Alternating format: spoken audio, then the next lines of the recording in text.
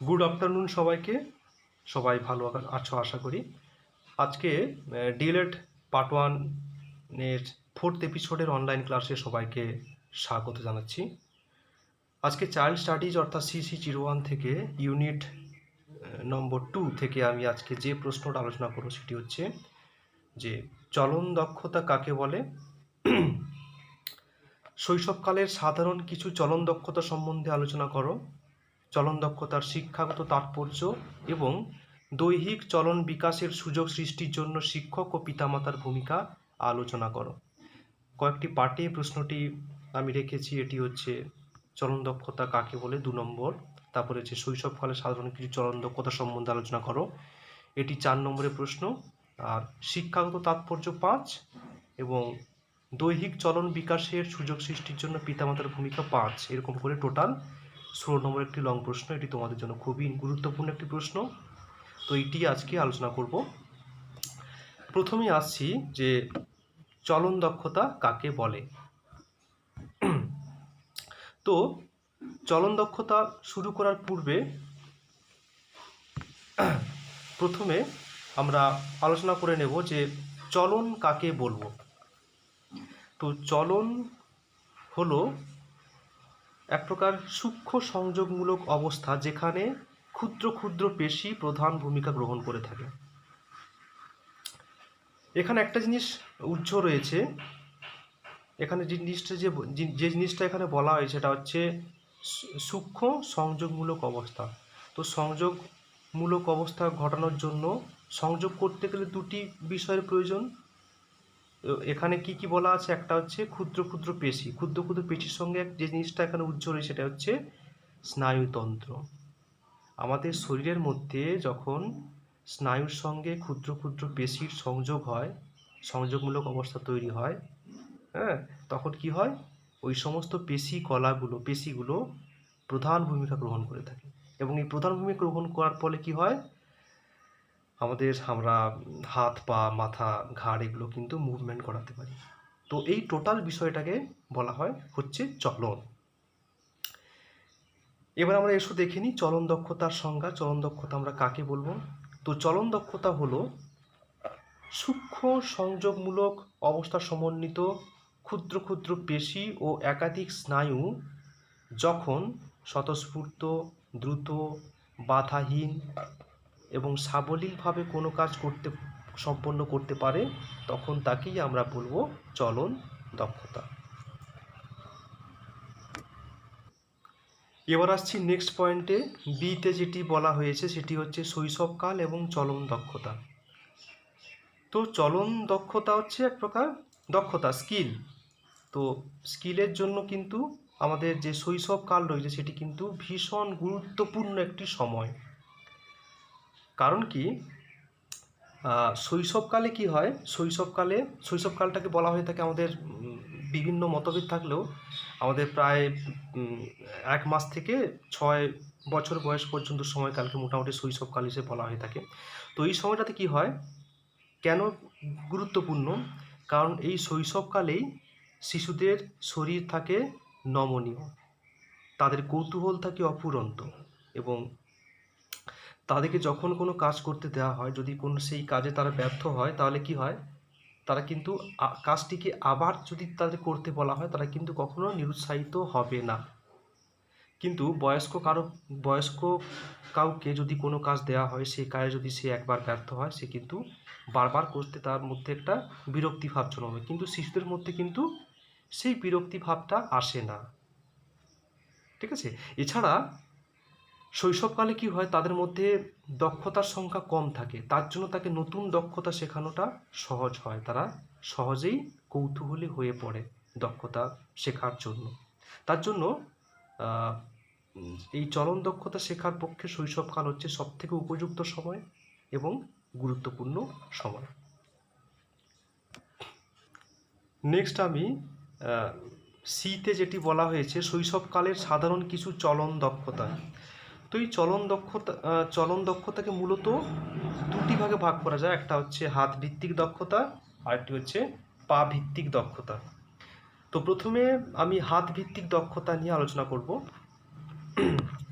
দেখো, তো হাত ভিত্তিক দক্ষতাগুলোকে কয়েকটি ভাগে ভাগ করা হয়েছে এখানে, দেখো দেখতে পাচ্ছ স্ক্রিনে। হাত ভিত্তিক দক্ষতাকে প্রথমে যেটা দেখানো আছে সেটি হচ্ছে নিজে খেতে পারার দক্ষতা। তারপরে রয়েছে পোশাক পরিচ্ছদ, জুতো মোজা পরার দক্ষতা। তারপরে রয়েছে ছবি আঁকা ও খেলার দক্ষতা। নেক্সট হচ্ছে হাত দিয়ে কোনো জিনিস ছোঁড়া ও ধরার দক্ষতা। শেষে আছে খেলনা নিয়ে খেলা করা, ব্লক সাজানো ও অন্যান্য কাজে দক্ষতা। তো এই বিষয়গুলো আমি এক এক করে আবার আলোচনা করছি। প্রথমেই যে পয়েন্টটি রয়েছে সেটি হচ্ছে নিজে খেতে পারার দক্ষতা।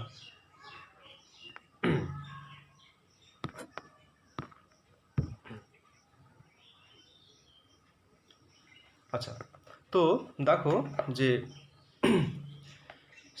শৈশবকালে শিশু যখন প্রথমে জন্মায় একেবারেই খুবই অসহায় থাকে। মায়ের দুধই তার হচ্ছে খাদ্য। এর তারপরে কি হয়, এর কয়েকদিন যাওয়ার পরে শিশু যখন খিদে পায় সে কী করে খাওয়ার জন্য, যখনই তার খিদে পায় সে কিন্তু নিজের আঙুল চুষতে থাকে যখনই তার খিদে পায়। এরপরে কি হয়, তার বয়স যখন পরবর্তীকালে 11-12 মাস বছর বয়স হয়, প্রায় 1 বছরের কাছাকাছি বয়স হয়ে যায়, তখন তাকে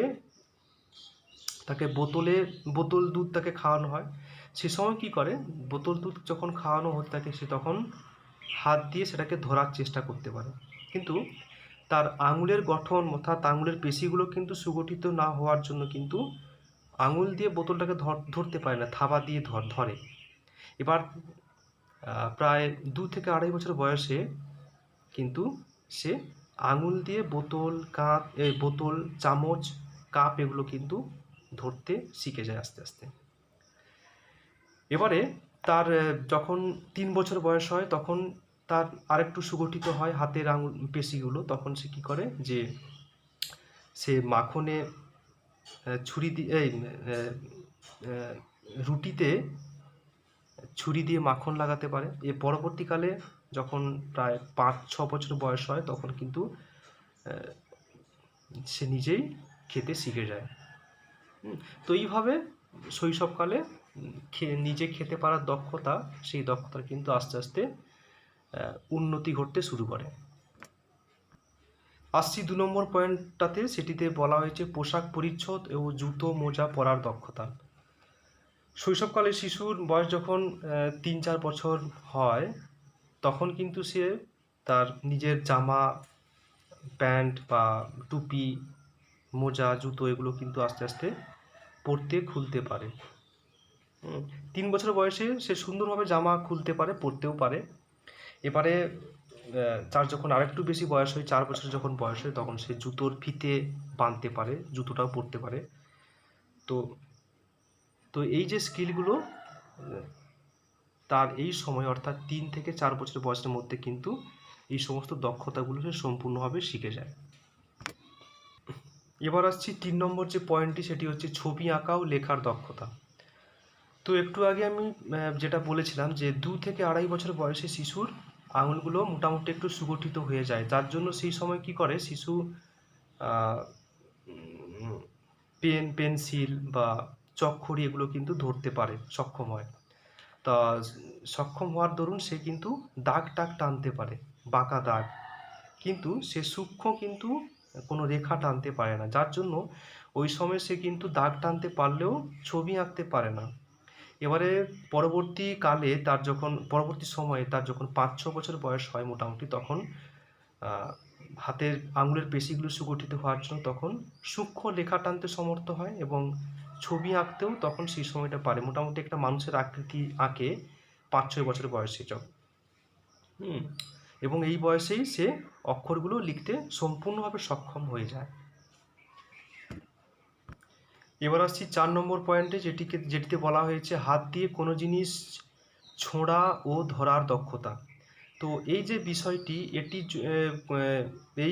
এই যে দক্ষতাটি সম্পন্ন করার জন্য চোখের সঙ্গে কিন্তু হাতের একটা সমন্বয় খুবই জরুরি। তো দেখা গেছে যে শিশুরা এই যে জিনিসপত্র ছুঁড়ে দেওয়া, এইটা কিন্তু প্রায় 2 বছর বছর বয়সে কিন্তু এটি করতে পারে, কিন্তু তাকে কোনো জিনিস শিশুকে দেওয়া হলো, ছুঁড়ে দেওয়া হলো, সে কিন্তু ধরতে পারা যে বিষয়টা, অর্থাৎ তাকে যদি ছুঁড়ে দেওয়া হয়, সে বল তাকে ধরতে পারা কিন্তু সে এই 2-2.5 বছরে পারে না, তার কিন্তু সময় লাগে, কারণ এই সময় তার চোখ হাতের সমন্বয় অতটা হয় না। তো এই যে দক্ষতাটা তার কিন্তু 5-6 বছর বয়সে আসে, কারণ ওই যে তাকে কিছু ছুঁড়ে দেওয়া হলো, সেটাকে ধরে নিজের কাছে নিয়ে আসা, এটার জন্য চোখ হাতের সমন্বয়ের সঙ্গে সঙ্গে সময়ের একটা ব্যাপার থাকে, সময়ের ক্যালকুলেশন একটা ব্যাপার থাকে, কোন সময়ে বস্তুটি আমার কাছে আসছে সেই সময়টাকে কাউন্টিং করে ধরা। তো এই বিষয়টি শেখার জন্য, তাকে জানার জন্য তার 5-6 বছর বয়স লেগে যায়, এই সময়ে সে ধরতে পারে, কিন্তু তার আগে ছোঁড়া যে বিষয়টা সেটা কিন্তু 2-2.5 বছরে করে ফেলে কোনো জিনিসকে ছোঁড়া। এছাড়া তার এই সময়টাতে, অর্থাৎ 6 বছর বয়সে সমস্ত শিশুরাই তার হাতের যে বিভিন্ন ব্যালেন্স, কোনো বস্তুকে ছোঁড়া, ব্যালেন্স করা, এটা কিন্তু সুন্দরভাবে করতে পারে। এবার আসছি পরবর্তী পয়েন্টে, অন্তিম পয়েন্টে, এটা হচ্ছে খেলা নিয়ে খেলা করা, ব্লক সাজানো ও অন্যান্য কাজে দক্ষতা।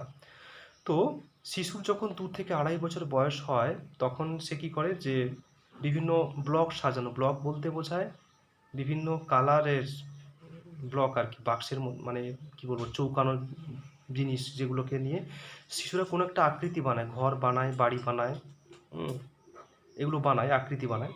তো এই ব্লক সাজানো, তারপরে বাক্স খুলতে পারা, বা এরপরে যখন তার বয়স 3 বছর হয়ে যায়, 3 বছরের পরে কী করে, সে রং দিয়ে কোনো জিনিস ভরাট করতে শেখে, শূন্যস্থান ভরাট করতে শেখে।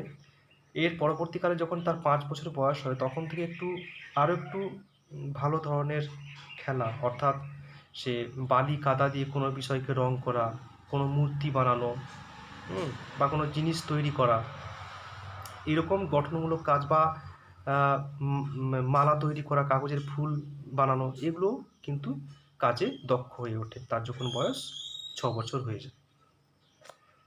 এই হচ্ছে হাত ভিত্তিক দক্ষতা। এরপর আমি যেটা রয়েছে পা ভিত্তিক দক্ষতা, এইটি শুরু করছি।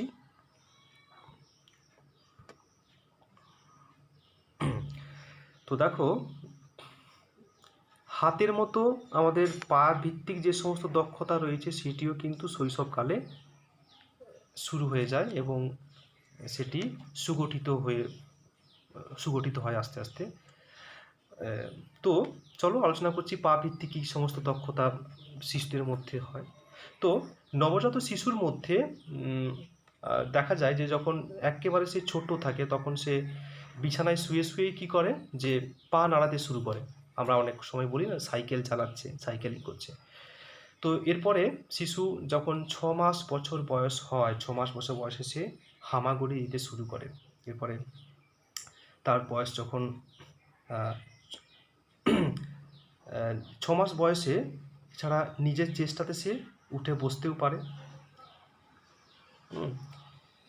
এরপরে যখন তার বয়স 11 থেকে 12 মাস বা 1 বছর হয়ে যায়, তখন দাঁড়াতেও শিখে যায়, এবং তার যে হাঁটতে শেখায়, মোটামুটি 1 বছর বয়সের পর থেকে কিন্তু প্রায় সমস্ত শিশুরা হাঁটতেও শিখে যায়। এরপরে তার বয়স যখন 3 বছর হয়, তখন কিন্তু নিজেকে অনেকটাই ব্যালেন্স করতে পারে, দৌড়তে পারে, এদিক ওদিক ঘুরতে পারে, মানে বাঘ ঘোরা যেটাকে বলে, সেটা করতে পারে। এবার তার মধ্যে যখন 5 বছর বয়স হয়ে যায়, শিশুর যে গতি, চলার গতি, পায়ের গতি, ব্যালেন্স করার গতি, কিন্তু সেটা একেবারে সাবলীল হয়ে ওঠে, নিজেকে সম্পূর্ণভাবে নিয়ন্ত্রণ করতে সক্ষম হয়। আর 6 বছর বয়সে শিশু সমস্ত রকম খেলা সেজন্য খেলতে পারে, স্কিপিং করতে পারে এই বয়সে। তো এই হচ্ছে হাত ভিত্তিক এবং পা ভিত্তিক দক্ষতার বিকাশ। তো এগুলো শৈশবকালেই হয়ে থাকে, সেই জন্য শৈশবকাল হচ্ছে শিশুর চলন বিকাশের ক্ষেত্রে সবথেকে গুরুত্বপূর্ণ একটি সময়। এবার আসছি ডিতে যে পয়েন্টটি বলা হয়েছে, এটি হচ্ছে চলন দক্ষতার শিক্ষাগত তাৎপর্য। তো এই যে চলন দক্ষতা, এই চলন দক্ষতার ফলে কিন্তু শিশু ক্রমশ সামাজিক হয়ে ওঠে। তার মধ্যে কি হয়, সেই যে বিদ্যালয় রয়েছে, বিদ্যালয় তো শিশুর সামাজিকীকরণের একটি প্রধান অঙ্গ সামাজিকীকরণের ক্ষেত্রে। তো বিদ্যালয়ের সঙ্গে অভিযোজন করতে সক্ষম হয় এই চলন দক্ষতার মাধ্যমেই। এবং এই চলন দক্ষতার মাধ্যমে শিশু যে অন্যান্য দক্ষতাগুলি শিখতে পারে, সেই শিক্ষার মাধ্যমেই কিন্তু সে ভবিষ্যতে একজন সুযোগ্য নাগরিক হয়ে ওঠে। তো চলন দক্ষতার মাধ্যমে শিশু মানে চলন দক্ষতার মাধ্যম দিয়েই শিশু অন্যান্য অনেক দক্ষতা কিন্তু সে শিখতে সক্ষম হয়। সেই দক্ষতার মাধ্যমেই কিন্তু শিশুর সঙ্গে বিদ্যালয়ের একটা অভিযোজন দেখা দেয় এবং সে ক্রমশ সামাজিক হয়ে ওঠে, সে একজন আদর্শ নাগরিক হয়ে ওঠে। এবারে সেই সমস্ত শিক্ষাগত তাৎপর্য অর্থাৎ দক্ষতাগুলো নিয়ে এখন আলোচনা করব, যে চলন দক্ষতার ফলে শিশু কোন কোন দক্ষতাগুলো লাভ করতে পারে। তো 1 নম্বরে আমরা যেটা আলোচনা করব সেটি হচ্ছে, দেখতে পাচ্ছ স্ক্রিনে, আত্মনির্ভরতার দক্ষতা। তো চলন দক্ষতার মাধ্যমে শিশু ক্রমশ আত্মনির্ভর হয়ে ওঠে। কিভাবে না, চলন দক্ষতার মাধ্যমে কি হয়, শিশু নিজের জামা প্যান্ট পরতে পারে বা ব্রাশ করতে পারে, এছাড়া জুতো পরা, মোজা পরা, টুপি পরা, এই সমস্ত কাজগুলো সে নিজে যখন করতে পারে তার মধ্যে একটা আত্মনির্ভরতা দেখা দেয়, সে স্বনির্ভর হয়ে ওঠে। স্বনির্ভর হওয়ার জন্য তার নিজের মধ্যে একটা আত্মবিশ্বাসেরও বৃদ্ধি ঘটে। নেক্সট যে বিষয়টি আলোচনা করব সেটি হচ্ছে সামাজিক সহযোগিতামূলক দক্ষতা। তো দেখো, চলন দক্ষতার ফলে শিশু কি হয়, শিশু যে ক্রমশ সামাজিক হয়ে ওঠে। কিভাবে না, এর মাধ্যমে শিশু যখনই চলন দক্ষতার মাধ্যমে সে আস্তে আস্তে স্বনির্ভর হতে শুরু করে, নিজের কাজ নিজে করতে পারে, তখন তার মধ্যে কি একটা আত্মবিশ্বাস দেখা দেয়। এই আত্মবিশ্বাসের দরুন সে কী করে, অন্যান্য বিভিন্ন সামাজিক কাজকর্ম নিজের অজান্তেই করতে শুরু করে। অর্থাৎ সমাজের অন্যান্য বন্ধুদের সঙ্গে তার বন্ধুত্ব হয়, সে সহপাঠীদের সঙ্গে একত্রে কোনো কাজ যদি শিক্ষক মহাশয় দেন, তাহলে সহপাঠীদের সঙ্গে সে একত্রে কাজ করতে শুরু করে, বা বিপদে আপদে কেউ পড়লে তাকে সাহায্য করে একসঙ্গে। এর মাধ্যমে কি হয়, সে আদর্শ নাগরিক, সামাজিক আদর্শ নাগরিক হতে শুরু করে। অর্থাৎ তার মধ্যে একটা সামাজিক সহযোগিতামূলক মনোভাব দেখা দেয়। নেক্সট আসছি খেলাধুলো সংক্রান্ত দক্ষতাতে। তো শৈশব থেকে শিশুর বয়স যতটাই আস্তে আস্তে, মানে শিশু যত শৈশব থেকে শিশু আস্তে আস্তে যখনই বড় হচ্ছে, তখন বড় হতে শুরু করে, তখনই কি হয়, তার মধ্যে যে চলন দক্ষতার বিকাশের দরুন সে কী করে, আস্তে আস্তে খেলাধুলোতে পারদর্শী হয়ে পড়ে। আমরা দেখেছি প্রায় 3 বছর থেকে 2.5-3 বছর থেকে সে খেলার চেষ্টা করতে শুরু করে এবং এর পারদর্শিতা লাভ করে প্রায় 6 বছর বয়সে, 5-6 বছর বয়সে। তো খেলাধুলোতে পারদর্শিতা লাভ করার দরুন কী হয়, শিশুর মধ্যে একটা সামাজিকতা বোধ তৈরি হয়, সাংগঠনিক মনোভাব তার মধ্যে বৃদ্ধি পায়। এছাড়া খেলাধুলো করার ফলে শিশুর মধ্যে একটা প্রাক্ষোভিক যে বিকাশ, সেটি কিন্তু যথাযথভাবে সম্পন্ন হয়, যা কিনা তার ব্যক্তিত্বের বিকাশের পক্ষে সহায়তা দেয়।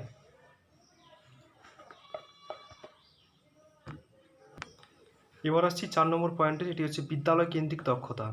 তো চলন দক্ষতার বিকাশের ফলে কি হয়, শিশু যে বিদ্যালয় কেন্দ্রিক যে পঠন পাঠন রয়েছে, খেলাধুলো রয়েছে, অন্যান্য যে সহপাঠক্রমিক কার্যাবলী রয়েছে ও সাংস্কৃতিক কার্যাবলী রয়েছে, সেইগুলিতে কিন্তু দক্ষ হয়ে ওঠে, যেটি কিনা তাকে বিদ্যালয়ের সঙ্গে অভিযোজনে সহায়তা করে থাকে।